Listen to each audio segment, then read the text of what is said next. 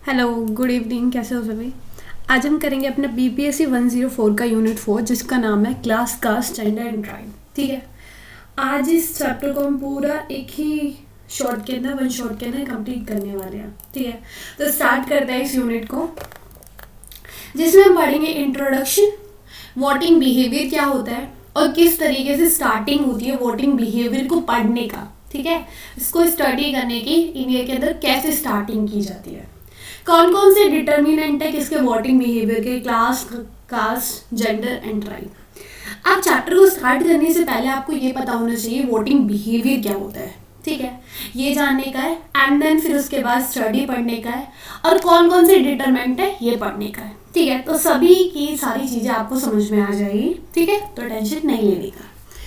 Introduction में हम पढ़ते हैं कि पहले जो हमने यूनिट्स पढ़े थे, प्रीवियस यूनिट, यूनिट 321, ठीक है, इनके अंदर हमने अलग अलग पार्टीज के बारे में पढ़ा था। पॉलिटिकल पार्टीज क्या होती है, पार्टी सिस्टम क्या होता है। ठीक है, पॉलिटिकल पार्टी एक इंपॉर्टेंट इंस्टीट्यूशन होता है जिसके अंदर लोग क्या करते हैं, अपने रिप्रेजेंटेटिव को चुनते हैं। ठीक है, और जो रिप्रेजेंटेटिव होते हैं वो क्या करते हैं, फिर सरकार को चलाते हैं। ठीक है, पॉलिटिक्स को अलग अलग डायमेंशन से देखा जाता है, अलग अलग स्कॉलर्स के अकॉर्डिंग, अलग अलग इलेक्शन, अलग अलग लोगों के अकॉर्डिंग। ठीक है, तो सबसे ज़्यादा जो कॉमन है ना वो क्या है, मतलब किस तरीके से आप इलेक्शन को पढ़ते हो।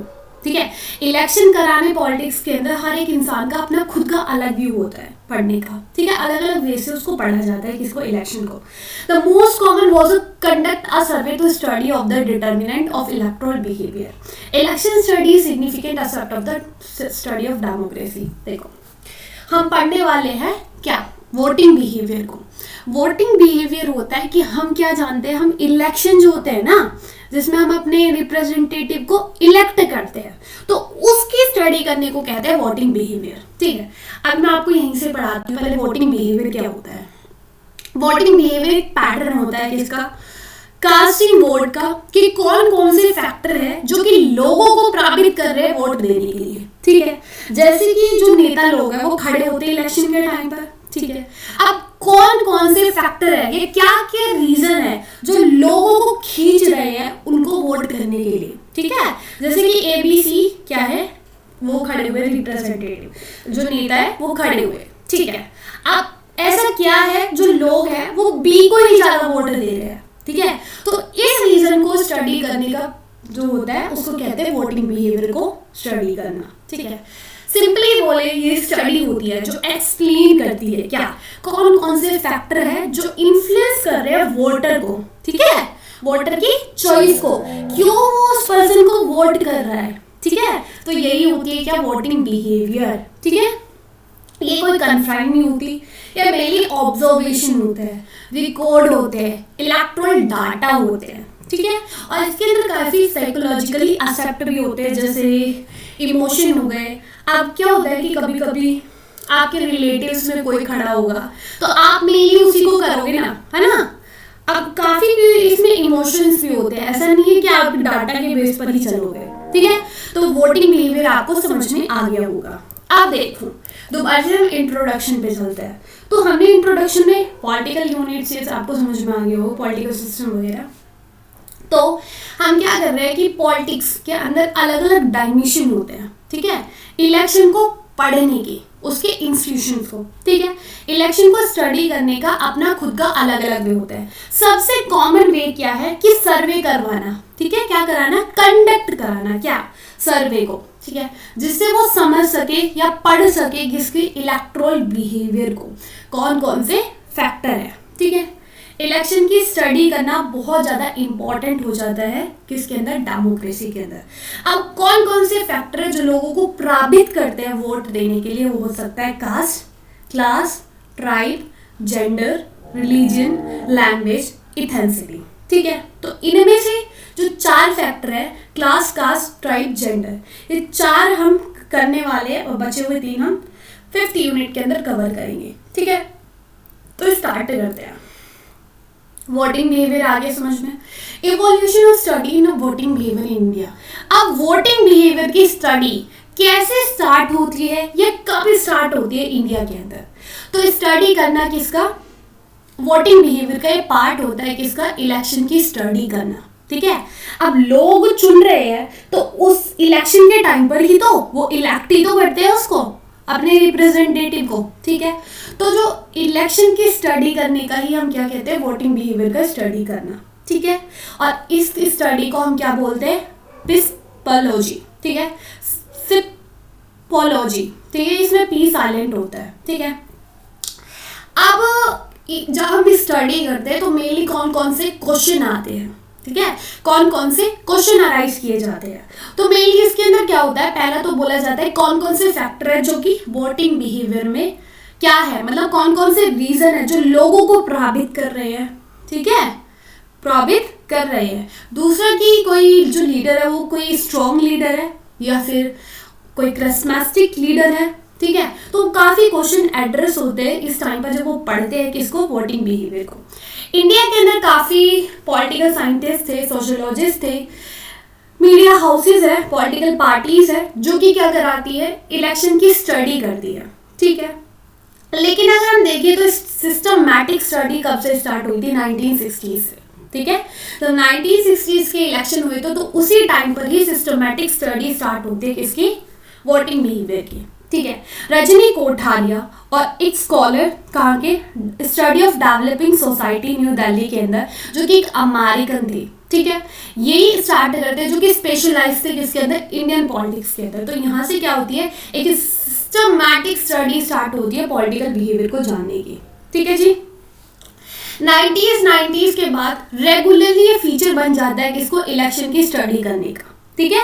रेगुलरली फीचर कब से बना, 90s के बाद, ठीक है। अब जो इलेक्शन की स्टडी कराते हैं वो एक ऑर्गेनाइजेशन होता है जिसको बोलते हैं लोक नीति। क्या बोलते हैं, लोक नीति। इसके जो मेंबर होते हैं उनको बोलते हैं CSDS टीम। क्या बोलते हैं, CSDS टीम, ठीक है, जो इसके मेंबर होते हैं। काफी स्कॉलर्स भी होते हैं जो अलग अलग वेरियस यूनिवर्सिटीज के होते हैं, ठीक है। ये क्या कराते हैं, इलेक्शन की स्टडीज को कंडक्ट कराते हैं, ठीक है। अब मेनली वो क्या होते हैं, सर्वे होते हैं, ठीक है। सर्वे आपने पता होगा, सेंसस कराना, लोगों से जानकारी लेना, जहां पर इलेक्शन होते हैं वहां से जानकारी लेना, क्यों आप इसको वोट दे रहे हो, ठीक है, ऐसा क्या है इस लीडर में जो उसको ज्यादा वोट दिए जा रहे हैं। तो मेनली यही क्वेश्चन होते हैं, इन सभी का आंसर किया जाता है किसके अंदर, वोटिंग बिहेवियर के अंदर, ठीक है। तो जो सेंसस कराती है कौन, लोक नीति। इस सर्वे को क्या बोलते हैं, नेशनल इलेक्शन सर्वे। क्या बोलते हैं, नेशनल इलेक्शन सर्वे, ठीक है जी। अब जो ये स्टडी होती है, क्या आपको कभी दिखती है, मतलब आप कभी समझना चाहो या फिर पढ़ना चाहो तो ये काफी आर्टिकल्स में पब्लिश की जाती है, काफी जर्नल्स के थ्रू, काफी बुक्स में, प्रिंटेड मीडियाज के अंदर आपको ये सारे सर्वे मिल जाएंगे, ठीक है। और काफ़ी स्कॉलर्स भी हैं, मीडिया ग्रुप भी है, पॉलिटिकल पार्टीज भी है जो कि क्या करती है, इसी के अंदर पार्टिसिपेट करती है इलेक्शन को, ये जो वोटिंग बिहेवियर है इसको स्टडी करने में, ठीक है। ऐसा नहीं है सिर्फ लोक नीति ही इसमें पार्टिसिपेट करती है, ठीक है। तो आई होप आपको समझ में आ गया होगा वोटिंग बिहेवियर क्या होता है, इलेक्शन की स्टडी करना वो वोटिंग बिहेवियर होता है, समझना कौन कौन से फैक्टर है जो इन्फ्लुएंस कर रहे हैं लोगों को वोट देने के लिए, ठीक है, वो क्या होता है, वोटिंग बिहेवियर होता है, ठीक है। स्टार्टिंग कब से होती है, 1960 से होता है, ठीक है।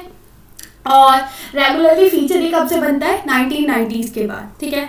और कौन इसकी इलेक्शन स्टडी कौन टीम कराती है, एक ऑर्गेनाइजेशन होती है जिसको बोलते हैं लोक नीति। इसके मेंबर्स कौन होते हैं, CSDS टीम होते हैं, काफ़ी स्कॉलर्स होते हैं अलग अलग यूनिवर्सिटीज़ के, ठीक है, जो क्या कराते हैं, इलेक्शन स्टडीज को कंडक्ट कराते हैं, मेनली वो सर्वे कराते हैं, ठीक है। और सर्वे को क्या बोलते हैं, नेशनल इलेक्शन सर्वे, ठीक है। क्या होते हैं, नेशनल इलेक्शन सर्वे। और ये सर्वे क्या आपको मिल सकते हैं, यस, ये काफ़ी आर्टिकल्स में पब्लिश कराए जाते हैं, काफ़ी बुक्स में, काफ़ी जर्नल्स में और प्रिंट मीडिया में, ठीक है जी। और इनके अलावा भी CSDS के भी अलावा आपको काफ़ी अलग, मतलब इनसे भी अलग है जो कि इस चीज़ की स्टडी करते हैं, ठीक है। अब देखो कभी भी इलेक्शन होते हैं तो ज़्यादा जरूरी थोड़ी नहीं लोक नीति ही आपको हर एक चीज़ इन्फॉर्मेशन दे, है ना। जब इलेक्शन होते हैं तो उस टाइम पर आपको मीडिया वाले मिल जाएंगे कि देखो यहाँ पर इलेक्शन हो रहे हैं, लोग ज़्यादातर वोट इनको दे रहे हैं तो ये पार्टी जीतने वाली है, ठीक है। ये सारी चीज़ें कौन, मीडिया ही तो ज़्यादातर रोल प्ले करती है, तो यही है। ठीक है, आगे चलते हैं। Determinants of the voting behaviour. अभी तक आपको उतना समझ में आ गया। डिटर्मिनेंट मतलब फैक्टर, ठीक है, कौन कौन से तथ्य है, ठीक है, कौन कौन से फैक्टर है वोटिंग बिहेवियर के, मतलब कौन कौन सी चीजें हैं जो लोगों को इन्फ्लुएंस करती है उस रिप्रेजेंटेटिव को वोट देने के लिए। ठीक है जी, तो अलग अलग डिटरमिनेंट्स होते हैं किसके, वोटिंग बिहेवियर के। जैसे रिलीजियस, अगर वो आपके रिलीजन का है तो आप जल्दी से क्या करोगे, इन्फ्लुएंस होगे कि हाँ भाई ये मेरे रिलीजन का है तो मैं इसको वोट दूंगा। ठीक है, caste, class, community, ethnicity, language, ideology, political way, ये सब ये चीजें क्या करती है, फैक्टर होती है किसकी, वोटिंग बिहेवियर की। ठीक है जी, अब आगे चलते हैं। फर्स्ट हम पढ़ते हैं कास्ट को। कास्ट जो कि काफी इंपॉर्टेंट और काफी मोस्ट इफेक्टिव क्या होता है, फैक्टर होता है किसका, वोटिंग बिहेवियर का। अगर हम इंडिपेंडेंस के बाद देखें तो सबसे ज्यादा क्या होने लगा है, 90s के बाद ये इफेक्टिव रहने लगा है, फिर ज्यादा इन्फ्लुएंस करने लगा है क्या, कास्ट। ठीक है, लोग ज्यादातर अपने कास्ट को ही क्या करते हैं, जो कास्ट वाला रिप्रेजेंटेटिव होता है उसी को वोट देते हैं। ठीक है, इसका इम्पैक्ट हम देख सकते हैं कब, मंडल कमीशन। ठीक है, मंडल कमीशन बनाई जाती है जब वीपी सिंह की सरकार आती है, तो वो क्या कराती है, मंडल कमीशन इंट्रोड्यूस कराती है। तो उसके अंदर वो क्या करती है, ओबीसी को रिजर्वेशन की बात की जाती है। पहले एससी और एसटी को ही क्या दी जाती थी, रिजर्वेशन दी जाती थी। लेकिन जब वीपी सिंह की सरकार आती है कब, 1977 के अंदर, ठीक है, तो उस टाइम पर क्या, ओबीसी की रिजर्वेशन की बात की जाती है। और उस टाइम पर ही हम देखते हैं कि काफी छुटमुट क्या होती है, पॉलिटिकल पार्टी एमर्ज होके आती है। ठीक है जी, जैसे कि बीएसपी, एसपी, आरजेडी। ठीक है, कहाँ पे, नॉर्थ इंडिया के अंदर। और ये पार्टी आइडेंटिफाई करती है किसको, दलित्स को, ओबीसीज को और पीएसएम की क्लासेस को। ठीक है, मेनली सी बात है, जिस ग्रुप के बारे में हम आगे लेके जाएंगे, उनके इश्यूज को आगे लेके जाएंगे तो हमको वोट भी तो मिलेगी, है ना।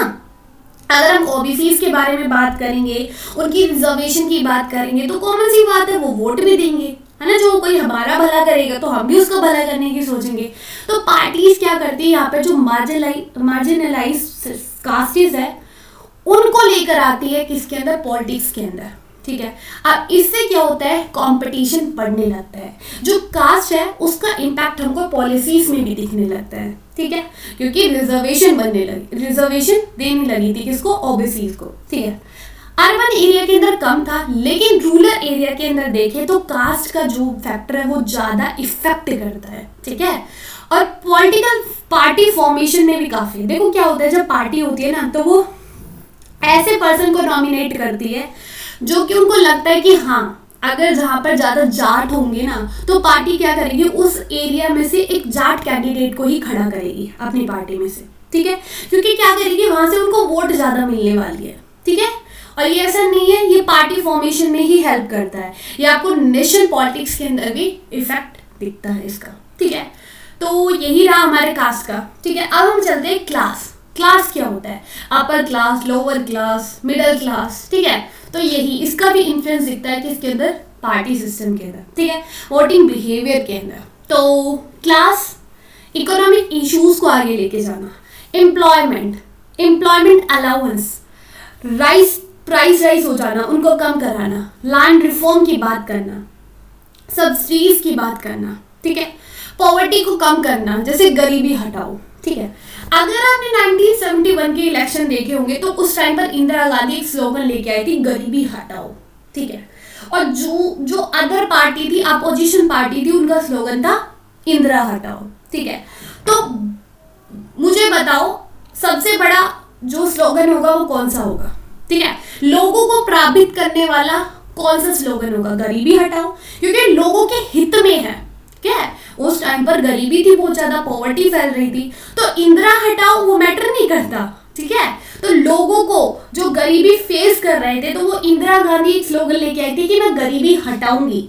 ठीक है, मुझे वोट दो, मैं गरीबी हटाऊंगी। तो गरीब लोग ज्यादा थे, उन्होंने क्या करा, इंदिरा गांधी को वोट दी, तो इंदिरा गांधी उस टाइम पर जीत गई। ठीक है, तो लैंड रिफॉर्म करे उन्होंने, काफी वेलफेयर स्कीम लेकर आई, कौन, कांग्रेस पार्टी। ठीक है। तो इनका भी काफी सपोर्ट मिला, कि कांग्रेस को काफी सपोर्ट मिला इस चीज से, ठीक है, जब वो इकोनॉमिक इश्यूज को आगे लेकर गई। तो फिर क्लास भी मैटर करता है, ठीक है जी।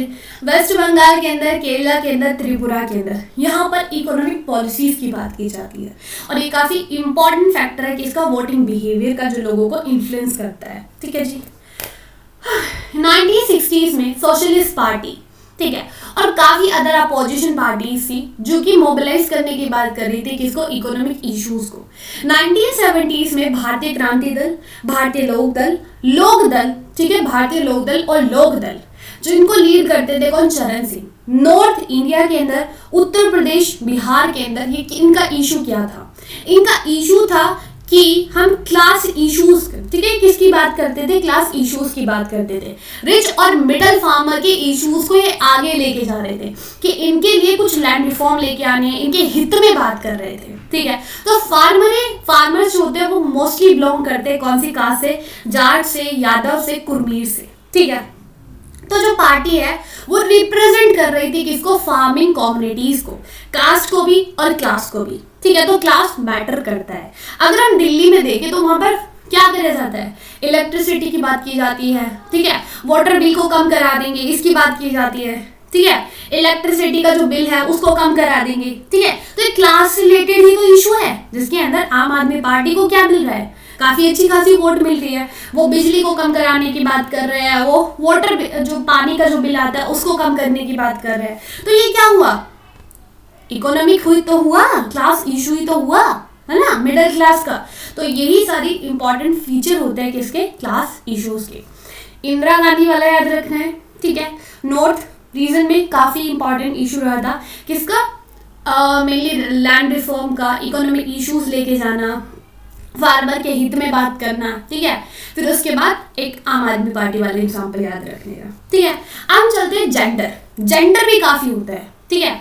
अगर आप उनके इश्यूज को लेके जा रहे हो तो मेनली सी बात है वो आपको वोट देंगे, ठीक है।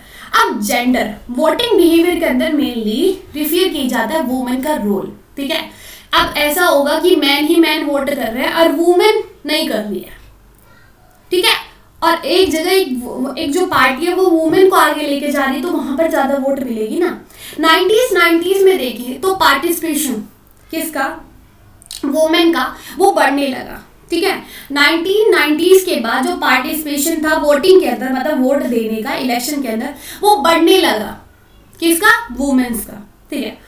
अब इससे हमें दिखता है कि सॉरी यार, significance of women role in voting highlight the fact. अब क्या होता है, ये जो वुमेन का रोल था, ठीक है, ये क्या रिलीजियस पार्टी काफी हाईलाइट कर रही थी, काफी इश्यूज को लेके जा रही थी, किसके, वुमेन्स के। उन्होंने कंसर्न करा कि वुमेन के इश्यूज को, ठीक है। जैसे कि आपने क्लास 8 का ही मैंने कल एनसीईआरटी पढ़ाया था कल परसों ही, तो उसमें डोमेस्टिक वायलेंस के ऊपर बात हुई थी, ठीक है। तो अगर पार्टी ऐसे उन सभी टॉपिक्स के बारे में बात करेगी तो कॉमन सी बात है वुमेन प्रभावित होंगी कि हाँ ये पार्टी हमारे हित में बात कर रही है, तो हम इसको क्या देंगे, वोट देंगे। ये रिप्रेजेंटेटिव हमारे फेवर में बात कर रहा है, ठीक है, ये हमारी जो प्रॉब्लम है उसको रिजॉल्व करने की बातें कर रहा है, ठीक है। तो उसी को लोग क्या करेंगे, वोट देंगे, ठीक है।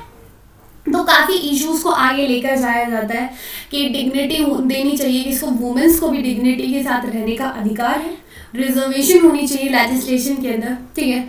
और सेक्सुअल वायलेंस को कम करना है, ठीक है। और डोमेस्टिक इकोनॉमी के अंदर वुमेन का थोड़ा सा कम रखना है, ठीक है। और यहाँ पर भेदभाव, इन सारी चीज़ों की बात की जाती है वुमेन्स के लिए, ठीक है।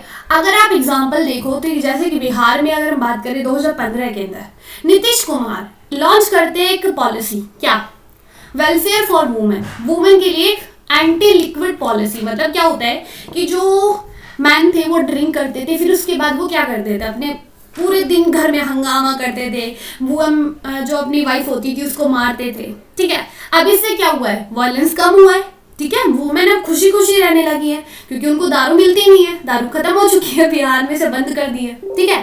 तो क्या हो रहा है, तो यहाँ पर मेनली वुमेन की भलाई की बात की जा रही है ना। अब नीतीश कुमार ने एक और पॉलिसी लेके आए, साइकिल योजना, जो कि गर्ल्स को काफी गर्ल्स को काफी इन्फ्लुएंस करी थी कि गर्ल्स क्या करेंगे, अब साइकिल पर जा सकती है, जिनका स्कूल काफी दूर था वो पैदल चल चल कर जाती थी, अब वो साइकिल पर इजीली जा सकती है। ठीक है, तो ये सारे जो पॉलिसीज है ये क्या करती है, ये फैक्टर होते हैं वोटिंग बिहेवियर के, जो लोगों को इन्फ्लुएंस करते हैं। मोदी गवर्नमेंट की पॉलिसीज की बात करें, बेटी बचाओ बेटी पढ़ाओ, जनधन योजना, ठीक है, ये भी तो डिटर्मिनेंट्स है किसके, वुमेन वोटिंग के। अगर तुम वुमेन के हित में बात करोगे तो वुमेन तो आपको वोट देगी ही ना, है ना। तो रेणुका धागर ये स्टडी करती है कब 2015 और 2014 के लोकसभा के इलेक्शन के। तो ये बोलती है जेंडर बहुत ज्यादा इंपॉर्टेंट था, ठीक है, 3 इश्यूज के अंदर। ठीक है, यहाँ पर ये 3 इश्यूज बताती है, एक तो गुड गवर्नेंस का, डेवलपमेंट का, ठीक है, गवर्नेंस अच्छा होगा अगर जेंडर को हम इक्वल लेकर चलेंगे, ठीक है, उनकी इक्वलिटी की बात करेंगे। ठीक है, क्या होगा, गुड गवर्नेंस बना रहेगा, डेवलपमेंट बना रहेगा, और सेक्युलरिज्म ये ज्यादा इंपॉर्टेंट पार्ट है किसका, कैंपेन का। ठीक है, तो सेक्युलरिज्म रहेगा, गुड गवर्नेंस रहेगा और डेवलपमेंट रहेगा। ठीक है, तो हमने यहाँ पे जेंडर की बात करी कि कैसे वुमेन के लिए बात की जाती है। ठीक है, और कुछ एग्जाम्पल भी देखे। ठीक है, आगे एक ये भी इंपॉर्टेंट हो जाता है समझना, वुमेन का पार्टिसिपेशन भी बढ़ रहा है। ठीक है, ये भी इंपॉर्टेंट है कि वुमेन भी अब पार्टिसिपेट कर रही है किसके अंदर, पॉलिटिक्स के अंदर, पॉलिटिकल एक्टिविटीज के अंदर उनका जो रोल है वो इंक्रीज हो गया है। बहुत सारी वुमेन्स है जो कि लीडर भी बनी है। ठीक है, उनके पास पॉलिटिकल पावर भी है मैन से ज्यादा। ठीक है, और वो ज्यादा एक्टिव भी है। ठीक है, प्रेजेंट टाइम में। ठीक है, और आज के टाइम पर जो वुमेन्स है वो ज्यादा एक्टिव है किससे, मैन से, एजुकेशन में। ठीक है, और सबसे बेस्ट एग्जांपल हम ले सकते हैं लोकल गवर्नेंस। अगर आप लोकल गवर्नेंस के अंदर देखोगे तो वुमेन जो कि लार्ज नंबर में पार्टिसिपेट करती हैं। ठीक है, अगर आप देखोगे लोकल लेवल पर जो इलेक्शन होते हैं तो उस टाइम पर जो वुमेन्स होती है ना वो बहुत ज्यादा पार्टिसिपेट करती है। ठीक है, आगे चलते हैं। ट्राइब्स थोड़ी अलग होती है, ना ही कास्ट होती है ना ही क्लास होती है। ठीक है, ये थोड़ा अलग होती है, किससे थोड़ा ही नहीं बहुत ज्यादा अलग होती है क्लास और कास्ट से। ठीक है, लेकिन ये बहुत इंपॉर्टेंट होती है। ठीक है, किसके अंदर, डिटरमिनेंट्स के अंदर, काफी कैरेक्टर्स है जो काफी इंपॉर्टेंट, जो इनको अलग बनाते हैं। जैसे कि ये नेचर से काफी क्लोज होते हैं। ठीक है, डिपेंड होती है इनकी इकोनॉमी फॉरेस्ट के ऊपर, मतलब जंगलों में रहते हैं और नेचर जंगलों में रहेंगे तो कॉमन सी बात है नेचर से क्लोज रहेंगे, कनेक्ट रहेंगे। ठीक है, और डिपेंड रहते हैं नेचुरल रिसोर्सेज पर, मिनरल्स पर, फॉरेस्ट के ऊपर। इनके यहाँ पर सोशल इक्वलिटी होती है, जो मेंबर्स होते हैं ट्राइब के, इनके यहाँ पर अनइक्वलिटी नहीं होती है कि जो वुमेन्स है उनको कोई अधिकार नहीं मिलेगा, बस मैन से बाहर काम करेंगे, ऐसा कुछ नहीं है। वुमेन्स को भी बहुत ज़्यादा फ्रीडम होती है। ठीक है, अगर हम नॉन ट्राइबल एरियाज के कंपैरिजन में देखें तो यहाँ पर बहुत ज़्यादा फ्रीडम होती है किसको, वुमेन्स को। ठीक है, ट्राइब ऐसा नहीं है कि आपको एक ही रिलीजियस में मिलेगी, आपको अलग अलग रिलीजियस के अंदर क्या मिल जाएगी, ट्राइब्स मिल जाएगी। क्रिश्चियनिटी, इस्लाम, इन सभी के अंदर, बुद्धिज्म, इन सभी के अंदर आपको अलग अलग ट्राइब्स दिखेगी, जनजाति। ठीक है, अगर आप कॉन्स्टिट्यूशन के 5th और 6th शेड्यूल को खोलोगे तो वहां पर हमारी गवर्नमेंट ने क्या कर रखा है, नॉन ट्राइबल एरियाज को मतलब उनके लिए कुछ प्रोटेक्ट करने के लिए कुछ प्रोविजंस डाले हुए, मतलब उनकी आइडेंटिटीज को, उनके कल्चर को, उनका कस्टम को, इनके इंटरेस्ट में कुछ उनको अधिकार दिए हुए। अब ये लोग रहते कहाँ पर है, ठीक है, जो ट्राइब्स होती है रहते कहाँ पर है। ठीक है, आसाम के अंदर, मेघालय के नॉर्थ ईस्ट में आपको ज्यादा दिखेंगे। असम, मेघालय, अरुणाचल प्रदेश, त्रिपुरा, मणिपुर, नागालैंड, मिजोरम, सिक्किम और कुछ अदर रीजन में भी, जैसे छत्तीसगढ़, झारखंड, मध्य प्रदेश, वेस्ट बंगाल। ठीक है, पूरी जितनी भी हमारी नॉर्थ ईस्ट वाली स्टेट है यहाँ पर, और अगर हम थोड़ा सा नॉर्थ में चले जाए और सेंटर में देख ले तो छत्तीसगढ़, झारखंड और मध्य प्रदेश और वेस्ट बंगाल। ठीक है जी। अब political party, student organisation, civil society ये क्या करते हैं, मोबिलाइज करने, इनके इश्यूज को आगे लेकर जाते हैं। ठीक है, इलेक्शन के टाइम पर जो पॉलिटिकल पार्टीज होती है वो क्या करती है कि कौन कौन से ऐसी प्रॉब्लम है किसकी, ट्राइब्स की, उसको आगे लेकर जाती है, उनके इश्यूज से जो रिलेटेड जो इश्यूज होते हैं उनको आगे लेकर जाती है कि कैसे इनको प्रोटेक्ट किया जा सकता है, इनकी कल्चर आइडेंटिटीज को। ठीक है, इनके नेचर को कैसे, जो नेचर रिसोर्सेज है उनको, फॉरेस्ट को, मिनरल्स को, नेचुरल रिसोर्सेज को प्रोटेक्ट करने की बातें करती है। आउटसाइडर कोई यहाँ पर आए ना, ठीक है, इनकी कल्चर आइडेंटिटी को खत्म ना करे। ठीक है, तो इन सभी इश्यूज को जब कोई लीडर, ठीक है, कोई रिप्रेजेंटेटिव आगे लेकर जाएगा तो मेनली सी बात है भाई, ट्राइब्स तो उनको वोट देगी। ठीक है, तो ये भी एक फैक्टर हुआ ना वोटिंग बिहेवियर का। ठीक है, तो यही था हमारा आज का टॉपिक, कोई ज़्यादा इतना हार्ड नहीं था। बस हमने क्या पढ़ा, वोटिंग बिहेवियर क्या होता है। वोटिंग बिहेवियर एक स्टडी होती है जहाँ पर हम पढ़ते हैं कि कौन कौन से फैक्टर है जो लोगों को इन्फ्लुएंस करते हैं किसके वो वोटिंग देने के लिए, ठीक है।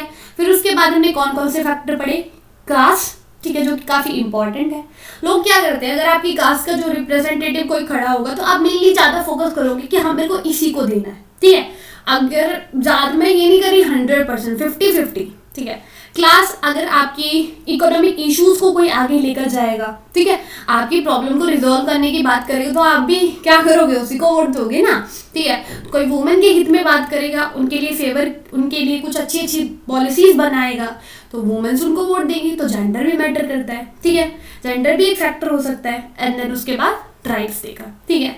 तो हमने 4 फैक्टर आज कंप्लीट कर लिए हैं और 3 फैक्टर हमारे अगले यूनिट में है, ठीक है, वो हम कंप्लीट करेंगे नेक्स्ट चैप्टर के अंदर। सो आई होप आपको ये चैप्टर समझ में आया होगा।